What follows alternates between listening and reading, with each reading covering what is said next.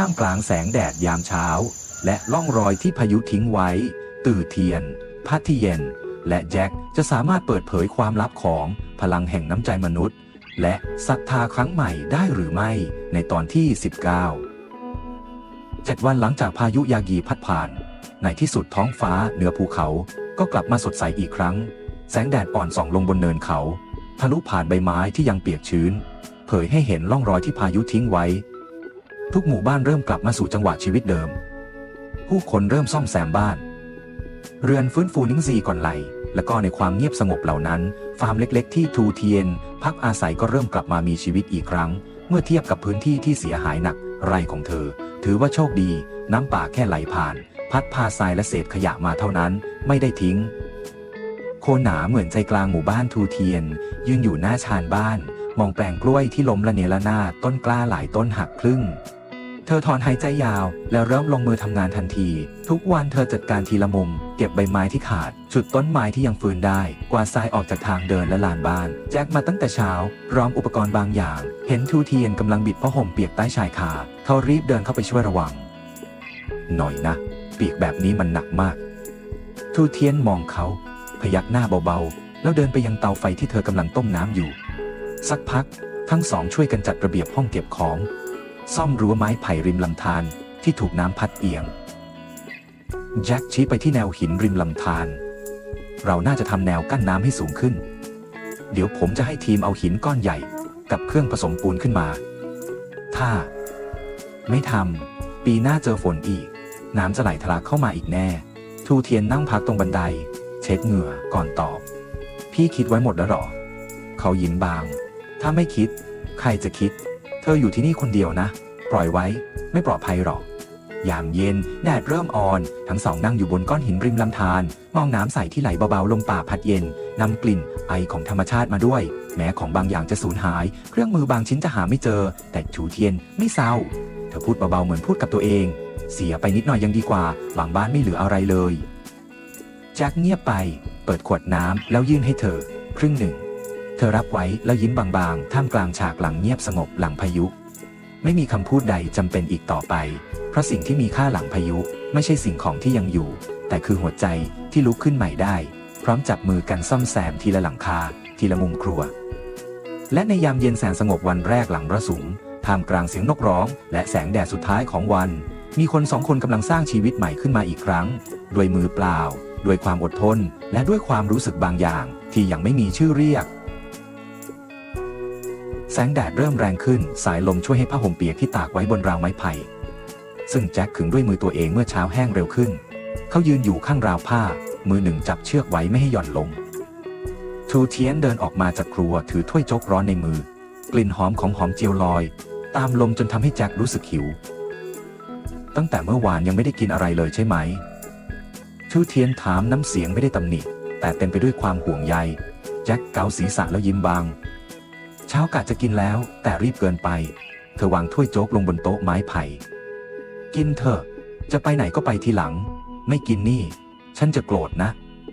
แจ็คยังไม่ทันยกช้อนโทรศัพท์ของเขาก็ดังขึ้นเขารับสายพยักหน้ารัวแล้วพูดสั้นๆโอเคผมไปเดี๋ยวนี้พอวางสายเขามองเธอด้วยแววตาละอายทีมอาสาจากศูนย์กลางกำลังจะขนของไปแจกถ้าช้าอาจไม่ทันก่อนบ่ายต้องขอเลื่อนมื้อโจ๊กไว้ก่อนนะทูเทียนเงียบไปครู่หนึ่งจากนั้นก็หันกลับเข้าไปในครัวหยิบถุงนมเล็กๆมายื่นให้เขาไม่กินก็ยังดีดื่มไว้เถอะทางไกลจะได้ไม่หมดแรงกลางทางใครจะดูแลพี่ล่ะแจ็ครับไว้ไม่พูดอะไรอีกนอกจากสายตาขอบคุณที่อ่อนโยนก่อนจะหมุนตัวจากไปรถกระบะของเขากลมกลืนไปกับขบวนรถบรรทุกมอเตอร์ไซค์และรถไถจากหลายทิศที่มุ่งหน้าไปยังจุดแจกของบริจาคอาสาสมัครจากทั่วทุกภาคมารวมตัวกันที่จุดกระจายกลางแต่ละคนรับหน้าที่แตกต่างกันบ้างยกน้ำบ้างแบกบะหมี่บ้างเช็คสินค้าแจกเข้ากลุ่มอย่างคล่องแคล่วเรากับทำมานานเส้นทางเข้าสู่หมู่บ้านยังคงเสียหายหลายจุดไม่สามารถนำรถเข้าได้ต้องแบกของใส่รถจักรยานยนต์ขึ้นไปบางช่วงเป็นเนินลื่นต้องช่วยกันเข็นบางพื้นที่น้ำยังขังต้องลุยสำรวจล่วงหน้าแจ็คพับขากางเกงขึ้นแบกบะหมี่2หลังข้ามร่องน้ำที่เต็มไปด้วยดินเหนียวเท้าเขาเปื้อนโคลนแต่เขาไม่หยุดที่จุดแจกของชาวบ้านเข้าแถวเรียบร้อยบางคนสวมเสื้อขาดรองเท้าไม่มีเด็กตัวเล็กนั่งแอบหลังแม่กอดถุงนมแน่นหญิงชรารับขนมจี น้ำตาคอเบ้าอายุมากขนาดนี้แล้วยังมีคนแปลกหน้ามาเมตตาแจ็คยืนอยู่กลางลานเสื้อเขาชุ่มไปด้วยเหงื่อเขากวาดตามองรอบตัวแล้วถอนหายใจแผ่วเบาภายในใจเงียบสนิทไม่มีเสียงเครื่องยนต์ไม่มีภาพแบบแปลนมีเพียงเสียงเรียกกันเสียงหัวเราะของเด็กและสายตาเป็นประกายของผู้ที่เพิ่งได้รับของเล็กๆน้อยๆและในช่วงเวลานั้นเขาเข้าใจว่าบางครั้งสิ่งมีค่าที่สุดมักมาจากการกระทำเงียบๆไม่ใช่เพราะต้องการให้ใครเห็นแต่เพราะใจมันไม่อาจละเลยยามบ่ายแสงแดดสีทองส่องไหลไปทั่วไหล่เขาที่ยังเต็มไปด้วยร่องรอยของโคลนสดด้านล่างเชิงเขาที่เคยเป็นจุดน้ำท่วมหนักบัดนี้กลายเป็นศูนย์สนับสนุนฉุกเฉินเพื่อช่วยเหลือชาวบ้านแจ็คพร้อมด้วยกลุ่มอาสาสมัครตำรวจท้องถิ่นทหารอาสาเยาวชนในพื้นที่รวมถึงคณะจากหน่วยงานต่างๆร่วมแรงร่วมใจทำงานต่อเนื่องมาตั้งแต่เช้าไม่มีใครแบ่งแยกใครทุกคนกลมกลืนในจังหวะเดียวกันเร่งรีบมีน้ำใจและเงียบงันในความตั้งใจเส้นทางเข้าสู่หมู่บ้านยังเต็มไปด้วยโคลนลื่นข้าวของถูกแบ่งออกเป็นส่วนเล็กๆส่งต่อกันทีละชั้นทีละก้าวบนพื้นดินที่ย่ำยากบางช่วงรถเข้าไม่ได้ทุกคนต้องใช้แรงแบกหามด้วยตัวหมอหนุ่มคนหนึ่งหยุดลงเพื่อแบกคุณตาที่เจ็บขาไว้บนหลังขณะที่ด้านหลังมีเด็กนักเรียนตัวเล็กคนหนึ่งกัดฟันแบกถุงบะหมี่กึ่งสำเร็จรูปหนักอึ้งแจ็คเห็นภาพนั้นแล้วหัวใจเหมือนถูกบีบเขาก้าวเข้าไปช่วยยกถุงแล้วพูดกับเด็กคนนั้นเบาๆขอบใจมากนะเก่งมากเลยยิ่งลึกเข้าไปในพื้นที่เสียหายแจ็คยิ่งสัมผัสได้ถึงพลังที่มหัศจรรย์จากความสามัคคีคนที่ไม่เคยรู้จักกันมาก่อนกลับสามารถส่งต่อขวดน้ำแพ็คยาให้กันได้ด้วยความเชื่อใจผู้ที่เพิ่งข้ามลำธารที่ลื่นไทยก็ยื่นมือกลับไปดึงอีกคนขึ้นมาคุณตาที่สวมรองเท้าแตะเก่าๆยังแบ่งขนมจากถุงของช่วยเหลือให้เด็กตัวเล็กไม่มีใครเรียกร้องไม่มีใครนับแต้มทุกคนแค่ช่วยกันเงียบๆในยามที่ไม่มีอะไรเหลือแจ็คร่วมกับกลุ่มวัยรุ่นช่วยเคลียร์ทางเดินที่ถูกดินถล่มเด็กคนหนึ่งลื่นล้มแจ็ครีบคว้ามือไว้ทันก่อนจะปลอบไม่เป็นไรนะค่อยๆเดินเด็กคนนั้นพยักหน้าตาแดงน้ำตาคลอแต่ยังยิ้มสู้แจ็คตบไหล่เบาๆก่อนจะลุกไปหยิบเชือกมาผูกไม้หลักให้แน่นขึ้นเมื่อบริเวณจุดแจกของเริ่มแน่นชาวบ้านก็ยังคงยืนเข้าแถวอย่างเป็นระเบียบทุกคนรับของแล้วช่วยกันส่งต่อให้คนข้างหลังหญิงสาวคนหนึ่งอุ้มลูกอ่อนแดงจ้ำมองดูผู้คนรอบข้างทีต่างล้วนเต็มไปด้วยน้ำใจมีคนมากมายยอมให้เธอขึ้นแถวหน้าโดยไม่ลังเลแจ็คยืนมองอยู่ไกลๆสายตาจดจำทุกภาพด้วยความซาบซึ้งในแสงสุดท้ายของวันที่ทอดยาวผ่านหมู่บ้านแจ็คตระหนักได้ว่าสิ่งที่สวยงามที่สุดหลังพายุไม่ใช่กองสิ่งของที่แจกจ่ายกันเป็นลังๆแต่คือวิธีที่ผู้คนปฏิบัติต่อกันผ่านสายตาที่จริงใจมือที่ยื่นมาโดยไม่ลังเลและหัวใจที่ไม่มีเงื่อนไขท่ามกลางความสูญเสียไม่มีใครถูกปล่อยให้ยืนอยู่คนเดียวเพราะน้ำใจคือสิ่งเดียวที่แม้พายุก็ไม่อาจพัดพาไปได้อย่าทำวัฒนาขดายตกัมโปเจียวเวควันไทยวาอโครกากาอิตาอเมคารงคายติเอนิกาอเมคารงคายตังฮาอเมคารงคารับปดึงฮาเมคาติงดังไข่ขังควาว่าให้เมคาไวราตรามมินความท่าดูไวจึงยิบซึ่งเหตุใครนั่งสวยคือไก่นั่งสวยคือฮุงชื่อเด็ดตริชิรามิกปะเขียวละฮุงยาวชวนทุบลายูเอไอคากา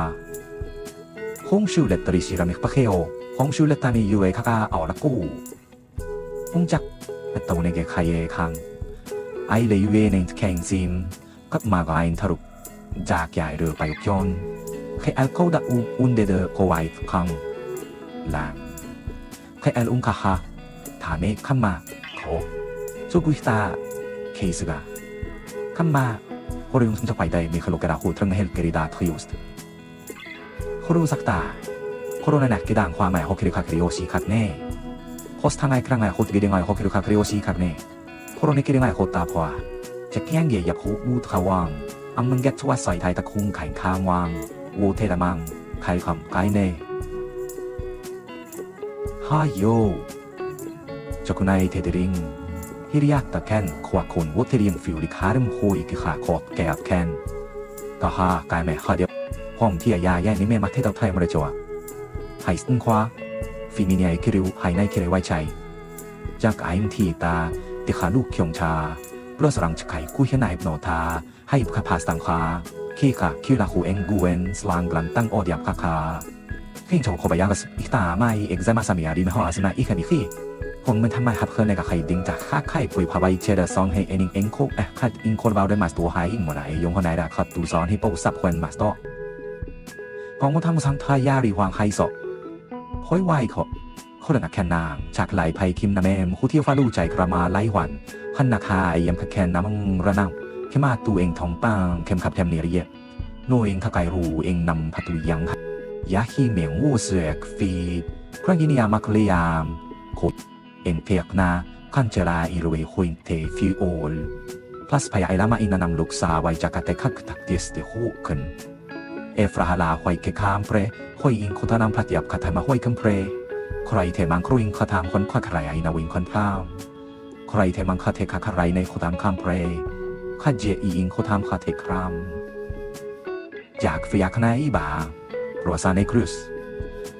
โคราอิงช่วยบายแมงเขาก็อยากเข้ามาขวาโคราอิงช่วยแวงไงหวังสลาสตาหันจะให้ใช่ชาให้จูเวควันในกองบงเราอยากเข้าโรฮันแมงโคบานาคราจูเวควันในควันฟัวเข่งที่ในขั้นบุโคไรข้อเดให้นะ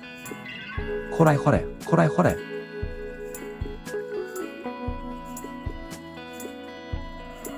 กลางวันนั้น